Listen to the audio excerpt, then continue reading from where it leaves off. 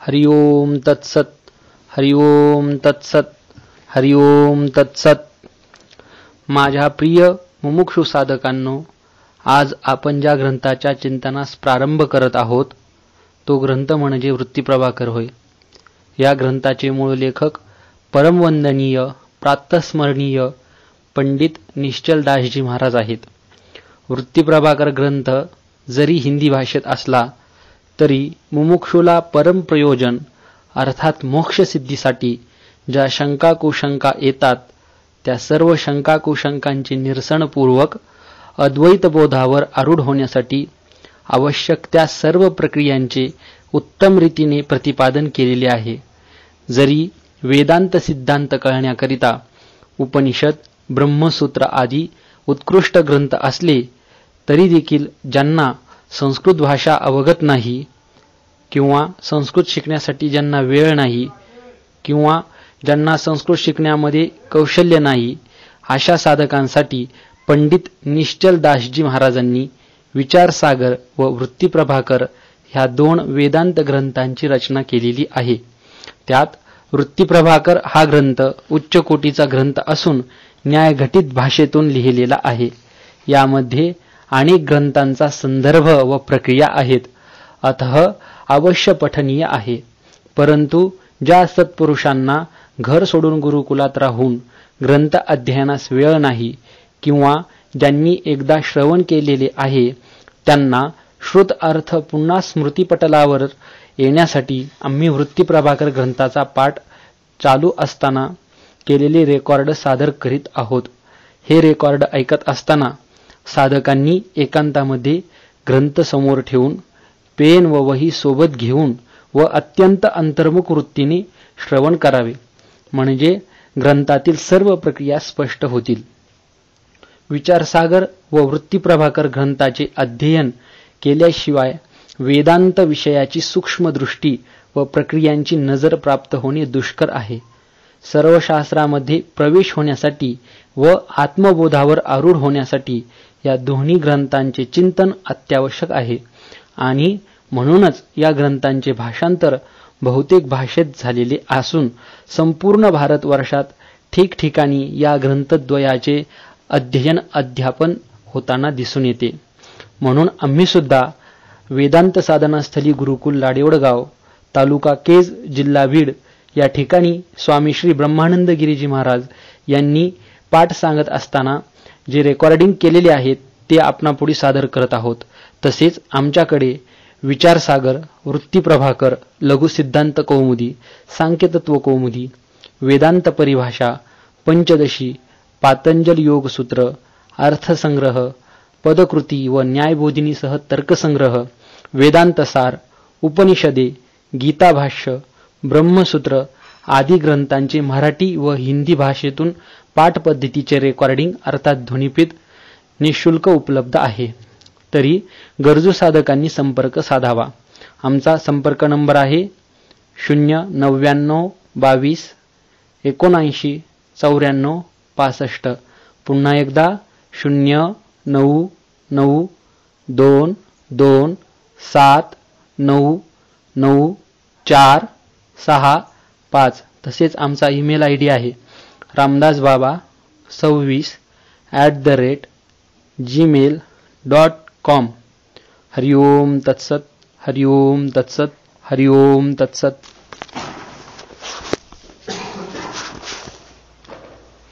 आज आपण नवीन ग्रंथ सुरू करत आहोत. श्री गणेशाय नमः. अथ वृत्तीप्रभाकर प्रारंभ. दोहा.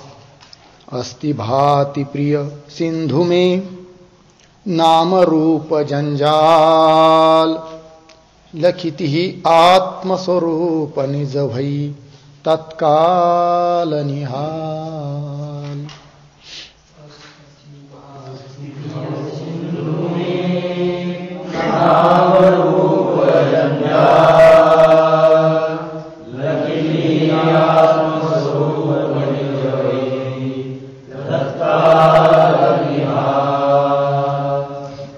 अस्ति भाति प्रिय सिंधु में नाम रूप जंजाल. लखितीही आत्मस्वरूप निज भई तत्काल निहाल.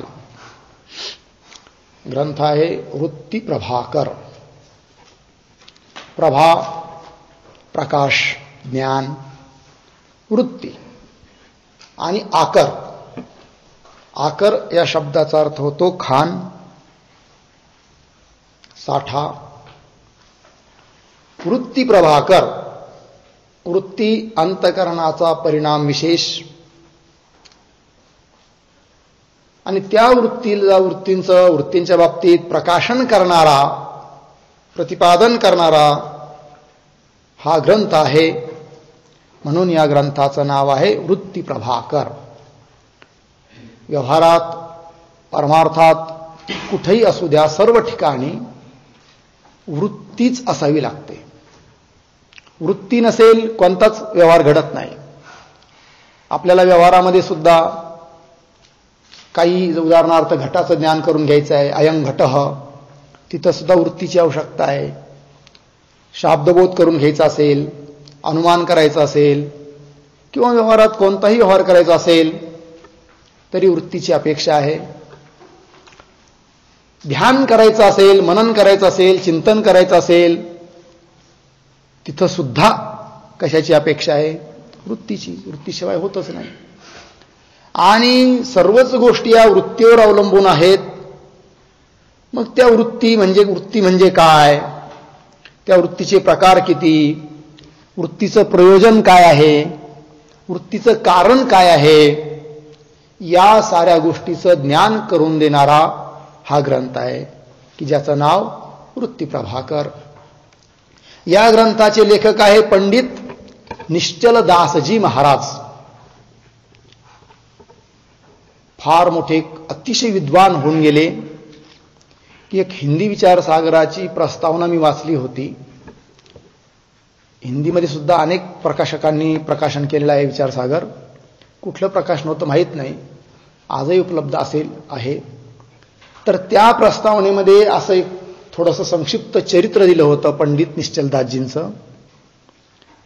त्यात सांगितलं होतं की महाराजांनी तसे अजूनही ग्रंथ लिहिले आहेत, पण हे दोन ग्रंथ त्यांचे अतिशय प्रसिद्ध झाले. कोणते? एक तर विचारसागर आणि दुसरा आहे वृत्ती प्रभाकर.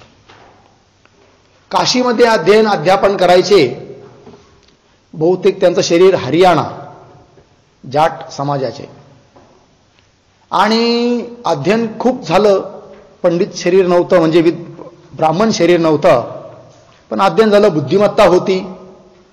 पण काशीमध्ये पंडित लोक बाकीचे त्यांचं काय करायचे? थोडासा हेवा करायचे, थोडा द्वेष करायचे. अब्राह्मण असून सुद्धा एवढा शिकवतो, हे ते प्रसिद्धी होत आहेत. परंतु ते काही कोणाशी घेणं देणं नाही, आपल्या महिमेत राहून साधू वृत्ती शिकवायची. परंतु त्यांच्या हे लक्षात आलं की सर्व शास्त्र कसे आहेत? संस्कृतमध्येच आहेत जवळजवळ, आहे की नाही? आता आपल्याकडे मराठीमध्ये संत वाङ्मय म्हणून गोष्ट सोडा, परंतु सर्व शास्त्र हे कसे आहे? संस्कृतमध्ये. आणि संस्कृत ही भाषा तर आज सर्वसामान्यांना कळत नाही. आणि म्हणून सामान्य जनतेवर अनुग्रह म्हणून म्हणा किंवा सर्वांचा उद्धार व्हावा, सर्वांना वेदांत कळावा, ही एक उच्च कोटीची भावना त्यांच्या हृदयात जागृत झाली.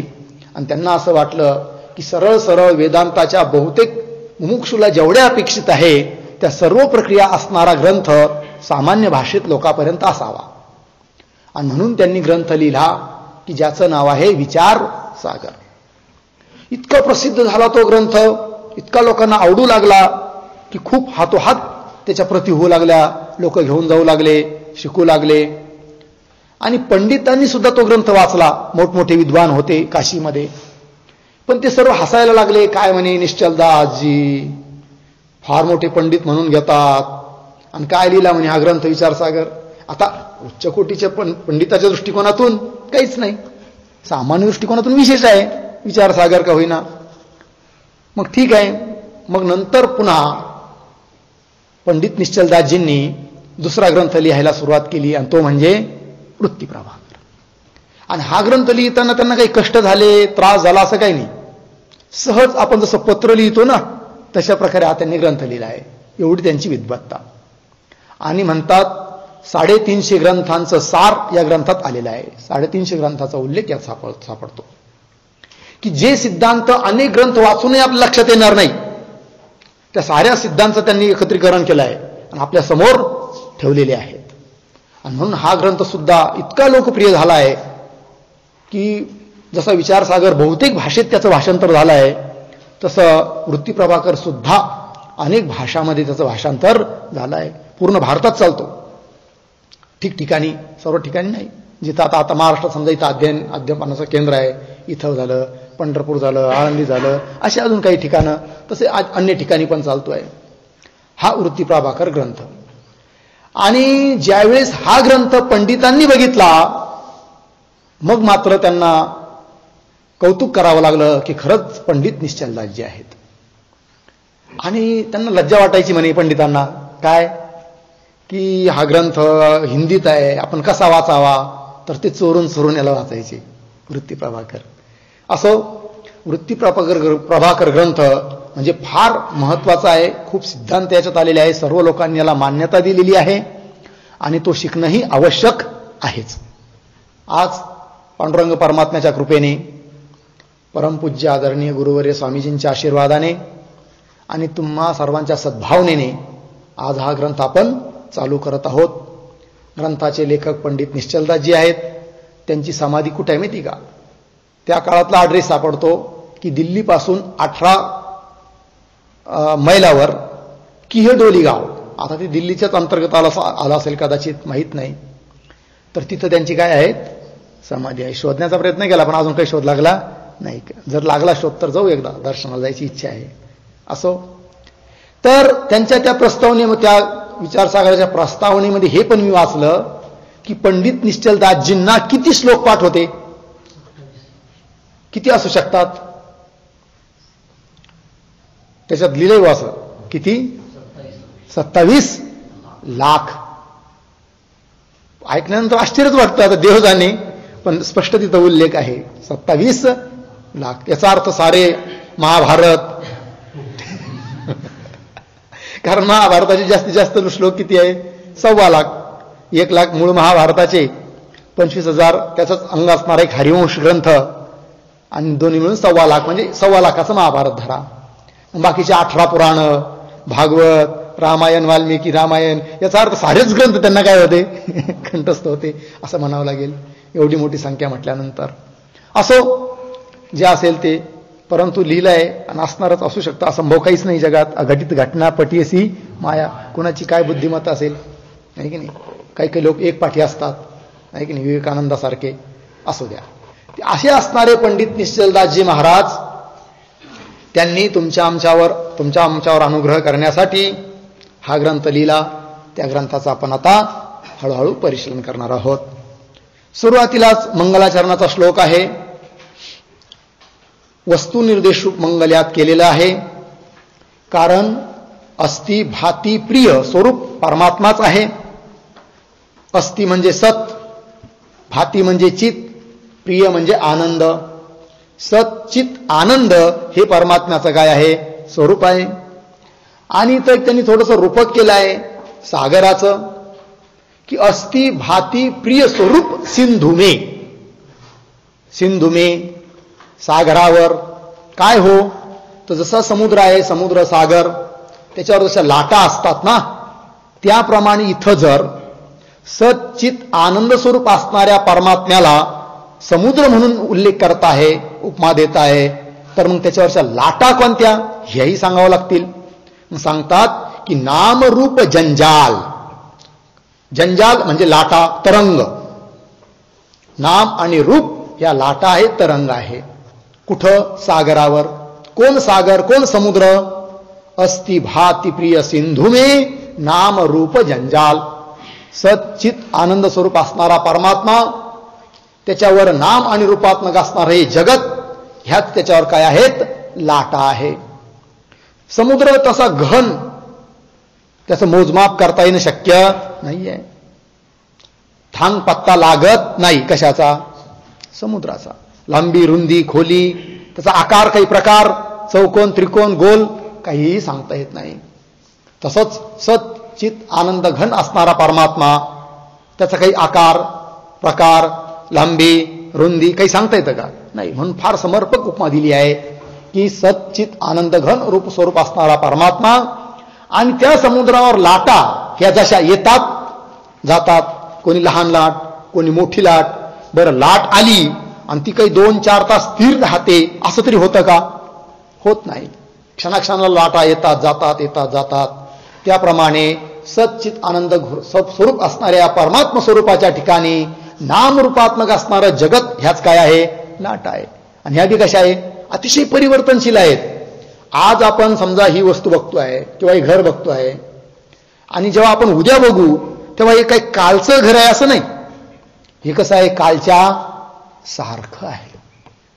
जसा नदीचा प्रवाह सतत वाहत असतो.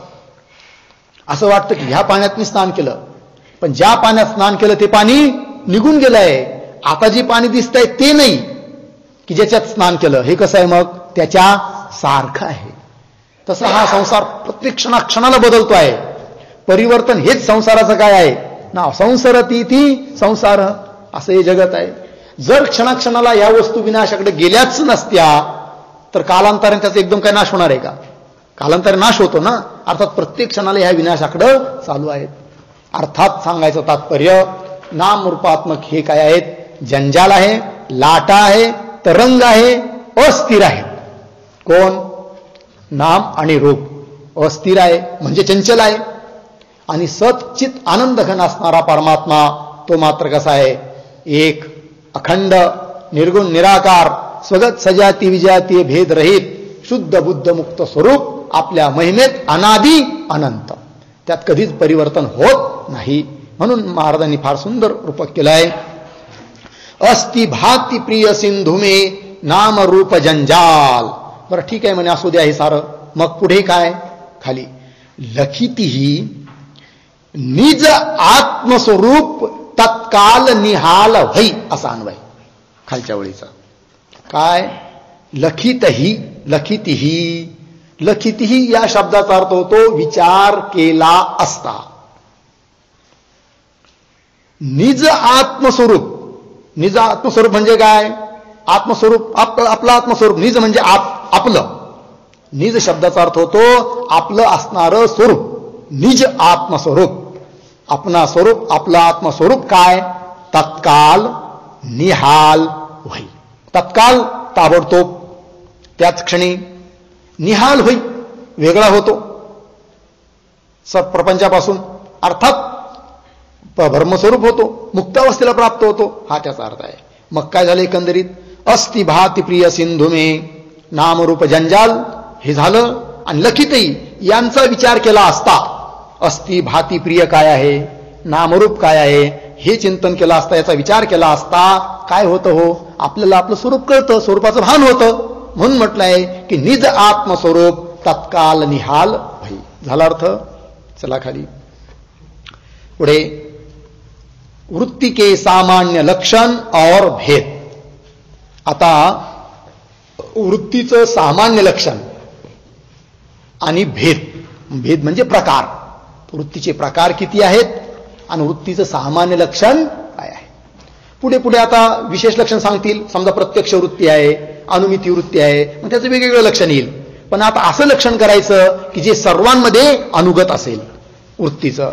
म्हणून म्हणतात की वृत्ती के सामान्य लक्षण, मतलब वृत्तीचं सामान्य लक्षण आणि तिचे भेद नाम प्रकार सांगतात. आता पुढे अहम ब्रह्मास्मि या वृत्ति से कार्य सहित अज्ञान की निवृत्ति और परमानंद की प्राप्ति होवई है. भाषा थोडीशी आपल्याला जुनीशी वाटेल, पण एकदा सराव झाला ना मग काहीच नाही. एकदा एखादं प्रकरण होईपर्यंत थोडं अवघड वाटेल, पण एकदा लक्षात आलं की कोणत्या शब्दांची कसे अर्थ केले जातात मग मात्र काही अवघड नाही, एकदम सोपं सरळ होऊन जाणार आहे. आणि म्हणून अध्ययन अध्यापनामध्ये सहसा हाच ग्रंथ वापरला जातो, मूळ ग्रंथ हा जो की निश्चलदासजींचा आहे. मराठी ग्रंथ मराठीत पण आहे ना वृत्ती प्रभाकर, पण तो सहसा कोणी शिकवत पण नाही. आणि मी एकदा बघितलं तर ते वाचायला पण नकोसं वाटतंय. त्याचं कारण असं आहे, याचा अर्थ काही चुकीचा आहे असं म्हणायचं नाही, पण इथं एका ओळीसाठी तिथे 10 ओळी लिहिली आहे त्यांनी आणि त्यातला नाईलाज असतो. मराठीमध्ये तसं करावी लागेल त्यांना. तर म्हणून हा एकदम सुटसुटीत सोपा सरळ असा हा ग्रंथ आहे. मूळ ग्रंथ काहीच अवघड नाही आहे. भाषा थोडी वाटेल परंतु ती हळूहळू प्रॅक्टिस होऊन जाते त्याचीवाली. ही ब्रज भाषा मिक्स हिंदी, हा ब्रज भाषा सारखीच आहे. असं अहम आहे हिंदीच म्हणतात पण थोडी त्यात मिक्स, जसं आपल्यात नाही का मराठीच असते पण मराठीला वेगवेगळे नाव आहे ना. मराठीमध्ये किती प्रकार खूप आहेत. अहिराणी, मराठवाडी मराठी, विदर्भी, आणि थोडा फरक पडतो टोनमध्ये, बोलण्यामध्ये, भाषेमध्ये, आहे की नाही. हा तसं याच्यात पण आहे. चला, अहम ब्रह्मास्मि या वृत्ती से कार्य सहित अज्ञान की निवृत्ती और परमानंद की प्राप्ती होवे. बघा, कार्यसहित अज्ञान की, कार्यासहित अज्ञानाची निवृत्ती आणि परमानंदाची प्राप्ती. कार्यासहित अज्ञानाची निवृत्ती आणि परमानंदाची प्राप्ती यालाच काय म्हणतो आपण? मोक्ष, आहे की नाही. अज्ञान म्हणजे माया आणि मायेचं कार्य असणारं हे जगत. ज्यावेळेस ज्ञान होतं इयम रज्जू असं ज्ञान झाल्यानंतर केवळ सापाचीच निवृत्ती होते का? का सापाला कारणीभूत असणारं दोरीचं अज्ञान तेही काय होतं? निवृत्त होतं. ही रज्जू आहे हे ज्ञान झाल्यानंतर दोरीचं अज्ञान आणि त्या अज्ञानाचा परिणाम कार्य सर्प, अर्थात कार्य सर्प त्याच्या सहित अज्ञानाची काय होते? निवृत्ती. तसं इथं सुद्धा अधिष्ठान आहे ब्रह्म, त्याच्यावर अध्यस्त माया आणि मायेचं कार्य जगत. अहम ब्रह्मास्मी हे ज्ञान झाल्यानंतर काय होतं? त्याचा परिणाम काय, प्रयोजन काय, फल काय निघतं? तर मोक्षाची प्राप्ती. मोक्षालाच इथं या भाषेत बोललेलं आहे. अज्ञानासहित कार्याची निवृत्ती आणि परमानंदाची प्राप्ती हे फल आहे. कशाचं? अहम ब्रह्मास्मी या वृत्तीचं दिलंय. अहम ब्रह्मास्मी या वृत्तीचे म्हणजे अहम ब्रह्मास्मी या वृत्तीने कार्यासहित अज्ञानाची निवृत्ती आणि परमानंदाची काय होते? प्राप्ती होते. यह वेदांत का सिद्धांत है. हा वेदांत शास्त्राचा सिद्धांत आहे, औपनिषद सिद्धांत आहे. उपनिषद सांगतात तहा म्हणजे तेव्हा यह जिज्ञासा होवे है. मग असं ऐकल्यानंतर जिज्ञासा होते माणसाला. काय ऐकल्यानंतर जिज्ञासा? जिज्ञासा म्हणजे जाणण्याची इच्छा उत्पन्न होते. पण काय ऐकल्यानंतर? आत्तावर झालेलं काय की अहम ब्रह्मास्मी ह्या वृत्तीने जर अज्ञानासहित कार्याची निवृत्ती आणि परमानंदाची प्राप्ती होते, हे ऐकल्यानंतर काहीतरी जाणण्याची इच्छा होते, जिज्ञासा होते.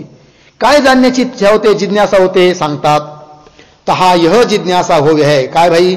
वृत्ति किसको कहे है और वृत्ति का कारण कौन है और वृत्ति का प्रयोजन क्या है. किती मुद्दे झाले? 3. नंबर 1 वृत्ति किसको कहे है. नंबर 1. नंबर 2 वृत्ति का कारण कौन है. नंबर 3 वृत्ति का प्रयोजन क्या है. झालं. याते वृत्ती प्रभाकर नाम ग्रंथ लिखे है. बघ, 3 प्रश्नाचं उत्तर देण्यासाठी हा सारा ग्रंथ आहे. कळलं? पहिला प्रश्न वृत्ति किसको कहे है, पहिला प्रश्न. दूसरा वृत्ति का कारण कौन है और तीसरा वृत्ति का प्रयोजन काय. वृत्ती कशाला म्हणतात, वृत्तीचं कारण काय आणि वृत्तीचं प्रयोजन काय. प्रयोजन काय म्हणजे फल काय, वृत्तीचं कारण काय आणि वृत्तीचं स्वरूप काय. 3 प्रश्न आहे. लागलं बघा. याते वृत्ती प्रभाकर नाम ग्रंथ लिखे है.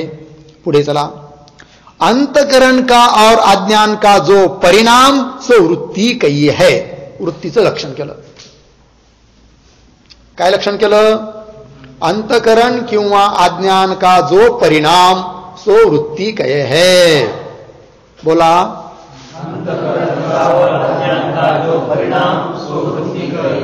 है की नाही? तर अंतकरणाचा परिणाम त्यालाही वृत्ती म्हणावं आणि अज्ञानाचा परिणाम त्यालाही काय म्हणायचं? वृत्ती असं म्हणायचं. परंतु मग आता इथे एक प्रश्न येतोय, म्हणजे लक्षण जेव्हा करायचं असतं तेव्हा ते लक्षण कसं असलं पाहिजे? निर्दोष. म्हणजे कसं? अतिव्याप्ती, अव्याप्ती, असंभव हे 3 दोषाने रहित असलं पाहिजे, तरच त्याला काय म्हटलं जातं? लक्षण. आता हे लक्षण केलं, पण या लक्षणाची पुन्हा परीक्षा लगेच. कुठं अतिव्याप्ती होते का, कुठं अव्याप्ती होते का, असंभव होतो का, आणि जर काही असा दोष येत असेल तर मग त्याच्यात पुन्हा काय करायचं? परिवर्तन करायचं विशेषणा देऊन. ही बघा आता. अंतकरण और अज्ञान का जो परिणाम सो वृत्ती कय्ये है, म्हणजे त्याला वृत्ती असं म्हणतात. आता पुढे मग का हो म्हणे अंतकरणाच्या परिणामाला तुम्ही वृत्ती म्हणता, तर अंतकरणाचे परिणाम अनेक प्रकारचे आहेत. उदाहरण क्रोध, सुख, दुःख हे सुद्धा कुणाचे परिणाम? अंतकरणाचेच परिणाम आहे. मग क्रोध अंतकरणाचाच परिणाम म्हणा, आणि तुम्ही वृत्तीचं लक्षण काय केलं? अंतकरणाचा जो परिणाम किंवा अज्ञानाचा जो परिणाम त्याला काय म्हणतात? वृत्ती. मग असं जर तुमचं लक्षण आहे तर क्रोध हा सुद्धा कुणाचा परिणाम आहे? मग क्रोधालाही काय म्हटलं पाहिजे? वृत्ती म्हटलं पाहिजे. पण क्रोधाला, कामाला किंवा सुख दुःख जे की अंतकरणाचे परिणाम आहेत याला तर वृत्ती म्हणताना कोणी दिसत नाही, कुठे शास्त्रात आढळून येत नाही. आणि तुमचं वृत्तीचं लक्षण तर क्रोधाधिकावर पण चाललं. मग तुमच्या लक्षणाची काय झाली? अतिव्याप्ती झाली. ज्याला वृत्ती म्हणून संबोधलेलं नाही त्याच्यावर जर लक्षण जात असेल तर त्याला काय म्हणावं लागेल? अतिव्याप्ती. बघा, यद्यपि क्रोध सुखाधिक भी अंतकरण के परिणाम है और आकाशाधिक अज्ञान के परिणाम है. बघा आता आकाश, वायू, अग्नी, जल हे जे पंचमहाभूत आहेत हा कुणाचा परिणाम? मायेचाच ना. मायेलाच काय म्हणतात? अज्ञान. ह्या अज्ञानाचा परिणाम आहे. मग अज्ञानाच्या परिणामाला सुद्धा तुम्ही काय म्हटलात? वृत्ती. आणि जर ही तुमची वृत्तीची परिभाषा आहे तर आकाशाला सुद्धा काय म्हटलं पाहिजे? वृत्ती. कारण आकाश काय आहे? अज्ञानाचा परिणाम आहे. पण जसं क्रोध सुख इत्यादिकांना कोणी वृत्ती म्हणताना दिसत नाही तसं आकाश, वायू इत्यादी जे अज्ञानाचे परिणाम त्याला सुद्धा वृत्ती म्हणताना कोणी आढळून येत नाही. लक्षण केलं तुम्ही वृत्तीचं आणि ते चाललं कुठं? तिकडं क्रोध सुखाधिकावर आणि इकडं आकाशाधिकावर. म्हणजे लक्षणाची काय हो राहिली? अतिव्याप्ती. बघा, और आकाशाधिक अज्ञान के परिणाम है, तिनको वृत्ती नाही काही आहे. परंतु इतर शास्त्रकारांनी किंवा कुठेही त्यांना वृत्ती म्हटलेलं नाही. कुणाकुणाला? क्रोध सुखाधिकांना आणि आकाशाधिकांना काय म्हटलेलं नाही? वृत्ती म्हटलेलं नाही, आहे की नाही. पण इथं वृत्तीचं लक्षण मात्र चाललं. काय केलं वृत्तीचं लक्षण? अंतकरण किंवा अज्ञानाचा जो परिणाम त्याला म्हणतात वृत्ती. मग क्रोध सुखाधिक कुणाचा परिणाम? अंतकरणाचा. आकाशाधिक कुणाचा परिणाम? अज्ञानाचा. अंतकरण आणि अज्ञानाचा जो परिणाम त्याला तुम्ही काय म्हणता? वृत्ती. मग क्रोधाला दिकाला वृत्ती म्हणावं लागेल आणि आकाशाधिकांना सुद्धा वृत्ती म्हणावं लागेल. म्हणजे ज्याला वृत्ती म्हणून बोललेलं नाही आहे त्याच्यावर तुमचं वृत्तीचं लक्षण चाललं म्हणजेच लक्षणाची काय झाली? अतिव्याप्ती झाली. एवढं कळलं. पुढे चला. आता उत्तर द्यायचं तथापीने. बघा, या ग्रंथामध्ये जसं संस्कृत ग्रंथांमध्ये ननु येतं ना, ननु इतिचेत, तर ननुनी शंका सुरू होते. इतिचेतपर्यंत ती शंका असते आणि इतिचेत पासून पुढे उत्तर द्यायला सुरुवात होते. तसं इथं सुद्धा काय समजायचं? यद्यपि आलं की शंका, तथापि आलं का उत्तर, असं इथं परिभाषा आहे. तर यद्यपि आलं तर नाही आत्तावर, आता लगेच आलं तथापि. आता बघा, तथापि विषय का प्रकाशक जो अंतकरण और अज्ञान का परिणाम सो वृत्ती कय्ये है. बघा, आता लक्षणात बदल केला है की नाही? काय लक्षण केलं बरं आता? विषय का प्रकाशक जो अंतकरण और अज्ञान का परिणाम सो वृत्ती कय्ये है. असं काय केलं आता? वृत्तीचं लक्षण. पहिलं काय होतं? अंतकरण आणि अज्ञानाचा जो परिणाम त्याला म्हणायचं वृत्ती. आता काय केलं? विषय का प्रकाशक जो अंतकरण आणि अज्ञान का परिणाम उसको वृत्ती, काही त्याला वृत्ती असं म्हणतात. काय बदल केला बरं लक्षणामध्ये नारायण महाराज? दोन्ही लक्षणात काय फरक केला? विषय का प्रकाश, प्रकाशक पद टाकलं. विषय प्रकाश आहे की नाही, जो प्रकाशक जो आहे की नाही. म्हणजे मागच्या लक्षणामध्ये वरच्या लक्षणामध्ये काय होतं? फक्त अंतकरण आणि अज्ञानाचा परिणाम. आता बदल काय केला? म्हणे अज्ञान आणि अंतकरणाचा परिणाम पाहिजे हो, पण अंतकरण आणि अज्ञानाच्या त्या परिणामाला आम्ही वृत्ती म्हणतो जो विषयाचा प्रकाशक आहे. याचा अर्थ काय ठरला? की अंतकरण आणि अज्ञानाच्या कोणत्याही परिणामाला आता वृत्ती म्हणता येणार नाही. मर्यादित केलं, विशेषणाने बाकीचे तोडले. आता मग आता काय म्हणावं लागेल? की अंतःकरण किंवा अज्ञानाचा कोणत्या परिणामाला आम्ही वृत्ती म्हणणार आता? जो विषयाचा प्रकाशक आहे. मग लक्षण बनलं काय? विषयाचा प्रकाशक जो अंतःकरण आणि अज्ञानाचा परिणाम, त्यालाच काय म्हणायचं? वृत्ती. लक्षणाची अतिव्याप्ती कुठे होत होती? क्रोध सुखाधिकावर आणि आकाशाधिकावर. समजा अज्ञानाचा परिणाम आहे आकाश, त्या आकाशाकडून कशाचं प्रकाशन होतं बरं? कोणत्या विषयाचं प्रकाशन होतं का? कोणत्याच विषयाचं प्रकाशन होत नाही. मग आता आकाश हे अज्ञानाचा परिणाम नाही का? पण आता आकाशावर वृत्तीचं लक्षण जाईल का? का जाणार नाही बरं? आकाश हे अज्ञानाचा परिणाम नाही का? मग लक्षण का जाणार नाही?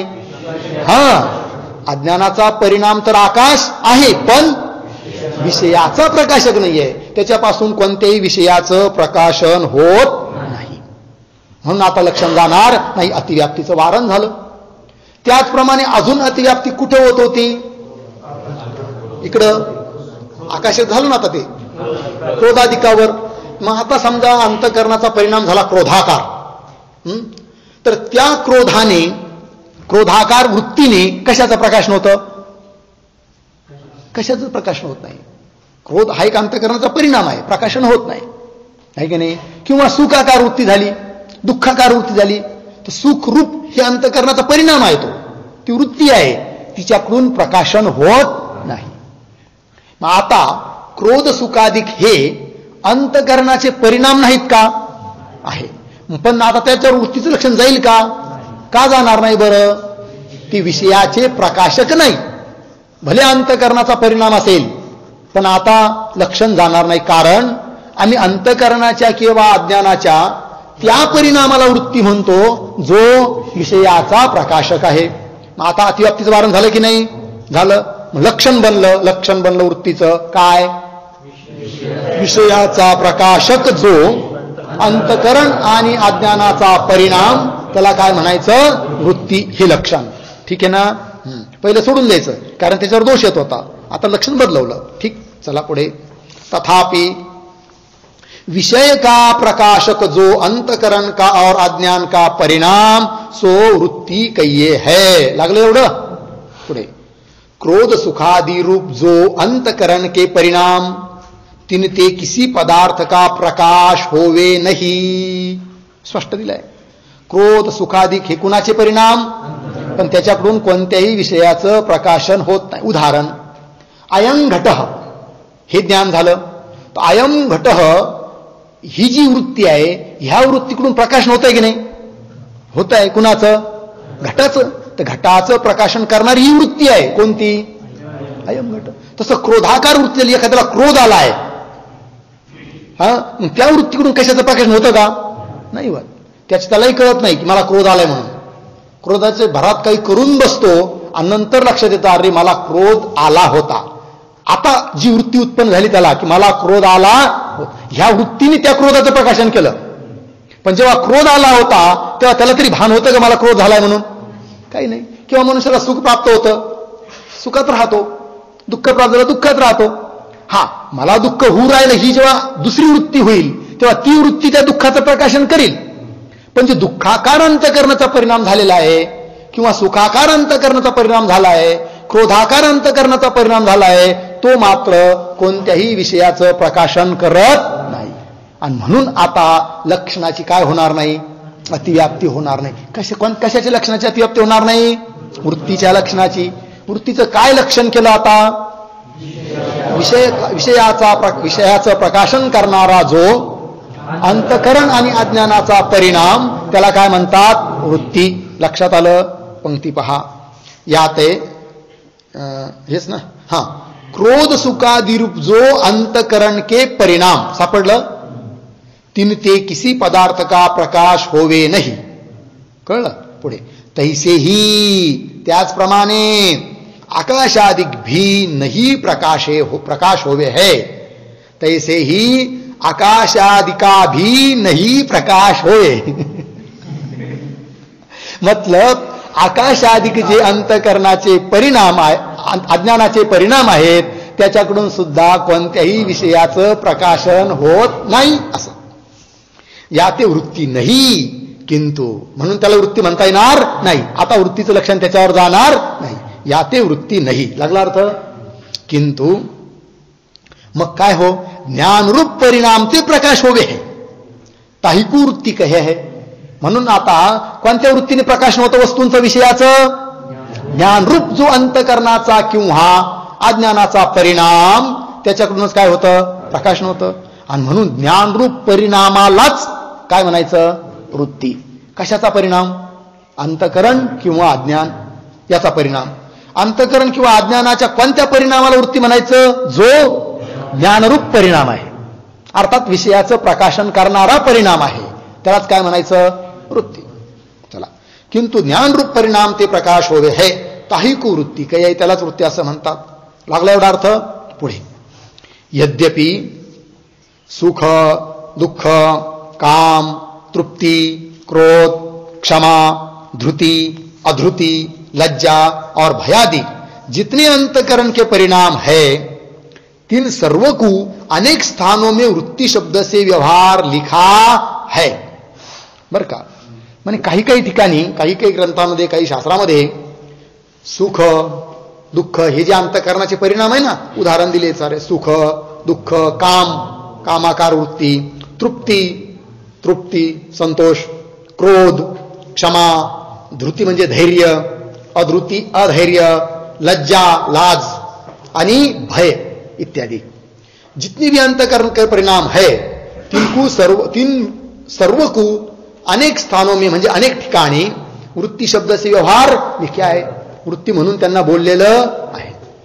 म्हणजे अनेक ठिकाणी जरी बोललेलं असेल तरी पण आपल्या वेदांत शास्त्रामध्ये म्हटलेलं आहे का? पहा पुढे. तथापि तत्वानुसंधान अद्वैत कौस्तुभादि ग्रंथन में प्रकाशक परिणाम ही वृत्ती का है की नाही?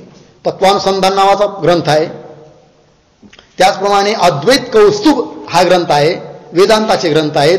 पण या ग्रंथामध्ये मात्र केवळ सामान्य रूपाने सुख दुःख काम क्रोध तृप्ती इत्यादी जे अंतकरणाचे परिणाम त्याला वृत्ती म्हटलेलं नाही. अन्य ठिकाणी काही काही ग्रंथात जरी म्हटलेलं असेल, परंतु वेदांताचे जे मुख्य ग्रंथ आहेत त्याच्यात मात्र या परिणामांना काय म्हटलेलं नाही? वृत्ती म्हटलेलं नाही. म्हणून आम्ही सुद्धा वृत्तीचं लक्षण असंच करू की जेणेकरून काम क्रोध सुख दुःख क्षमा धृती इत्यादिकावर वृत्तीचं लक्षण जाणार नाही. आणि त्यालाही वृत्ती म्हणायचं आहे क्रोधाधिकांना, मग त्याने वरचं लक्षण समजून घ्यायचं कोणतं?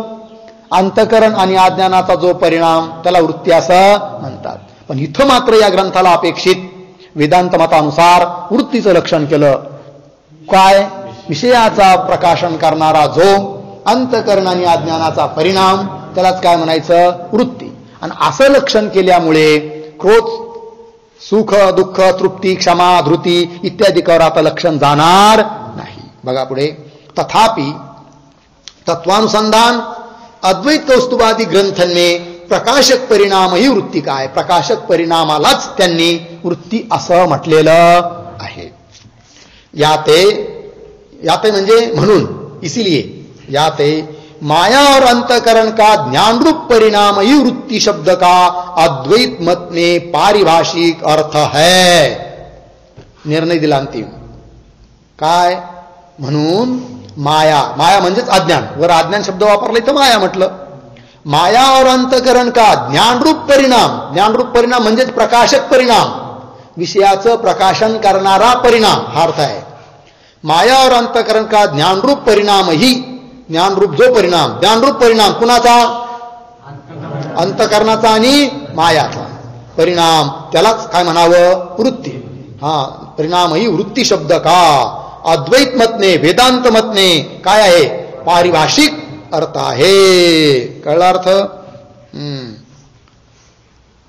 त्या शास्त्राला घेऊन तो अर्थ केला जातो त्या शब्दांचा, म्हणून त्याला म्हणायचं पारिभाषिक. पारिभाषिक म्हणजे काय माहिती का? शास्त्रकार संकेत विशेषेण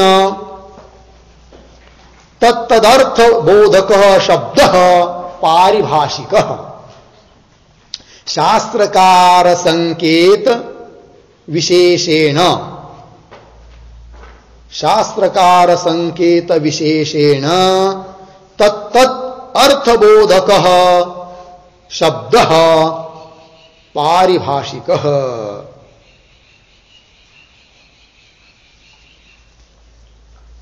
ठीक, म्हणजे काय, शास्त्रकारांच्या संकेतानुसार त्या विशेष संकेत विशेषाने त्या अर्थाचा बोधक जो शब्द असतो त्याला म्हणायचं पारिभाषिक. की आमच्या या ग्रंथामध्ये आमच्या वस्तूला अमुक म्हणावं उल्लेख केला समजा, तर तो त्या शास्त्रासाठी त्या ग्रंथासाठी तो शब्द काय झाला, पारिभाषिक झाला, आहे की नाही. तसं इथं सुद्धा वृत्ती शब्दाचा पारिभाषिक अर्थ केला. काय अर्थ केला जी, पारिभाषिक म्हणजे वेदांत शास्त्राला अभिप्रेत अर्थ वृत्ती शब्दाने काय आहे तो इथं सांगितला. काय सांगितला, विषयाचा प्रकाशन करणारा अंतःकरणाने अविद्येचा परिणाम, त्यालाच काय म्हणायचं, वृत्ती. वृत्ती लागला अर्थ. चला, स्ववृत्ती ज्ञान दो प्रकार का है. आता वृत्तीचं लक्षण केलं, लक्षण केल्यानंतर त्याचे भेद. कारण या पॅरेग्राफच्या सुरुवातीलाच हेडिंग दिलेला काय, वृत्ती के सामान्य लक्षण और भेद. तर वृत्तीचं सामान्य लक्षण केलं. आता काय केलं सामान्य लक्षण, विषयांचा प्रकाशक अंतःकरण आणि मायेचा जो परिणाम त्याला काय म्हणायचं, वृत्ती, हे लक्षण केलं. आता त्या वृत्तीचे काय करायचे, भेद. मग म्हणतात पुढे, स्ववृत्ती ज्ञान दो प्रकार का है. कोण कोण दोन प्रकार जी, एक प्रमारूप दुसरा अप्रमारूप. काय काय, प्रमारूप वृत्ती ज्ञान, अप्रमारूप वृत्ती ज्ञान. लागला अर्थ.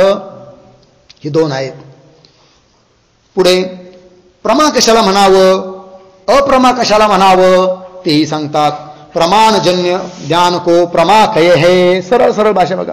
प्रमाणजन्य ज्ञान को, प्रमाणापासून उत्पन्न होणारं जे ज्ञान त्याला म्हणायचं प्रमाज्ञान, है की नाही. यथार्थ ज्ञान प्रमाज्ञान, प्रमाणापासून उत्पन्न होणाऱ्या ज्ञानाला प्रमाज्ञान म्हणायचं. और तासे भिन्न को अप्रमा कहे है. तासे भिन्न, तासे भिन्न मतलब प्रमाज्ञानाहून भिन्न बाकीचे जे जेवढे काही ज्ञान असतील यावत त्याला म्हणायचं अप्रमाज्ञान.